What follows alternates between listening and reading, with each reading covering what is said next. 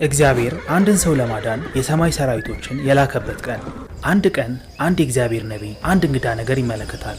እርሱም በርካታ ቁጥር ያላቸው የሶሪያ ወታደሮች ኤልሳና አገልጋዩ የሚኖሩበትን ከተማ ከበዋት ነበር። ይህም የነበረበት ምክንያት ኤልሳ የሶሪያዎችን የማጥቃት ሚስጥር እየገለጠ ስለነበረ ነው። የሶሪያም ወታደሮች የበላይነታቸውን በእስራኤል ላይ ማረጋገጥ አልቻሉም ነበር። ከዛም የኤልያስ አገልጋይ እንዲህ ሲል በጭንቀት ጠየቀው፣ ጌታዬ እነሆ ልንጠፋ ነው፣ ምን ማድረግ ይሻለናል ሲል ጠየቀው። ኤልያስም እንዲህ ሲል መለሰለት፣ አይዞ አትፍራ፣ ከነርሱ ጋር ከተሰለፈው ሰራዊት ይልቅ ከኛ ጋር የተሰለፈው ሰራዊት ይበልጣል አለው። ከዛም ኤልሳ እግዚአብሔር ሆይ ማየት እንዲችል አይኖቹን ክፈት ሲል ጸለየ። እግዚአብሔርም ለጸሎቱ መልስ በመስጠት የኤልሳ አገልጋይ አይኖቹ እንዲመለከቱ ስላደረገ በኮረብታው ጎን ብዙ የእሳት ፈረሶችና ሰረገላዎች በኤልሳ ዙሪያ ተሰልፈው የሚጠብቁ መሆናቸውን ተመለከተ።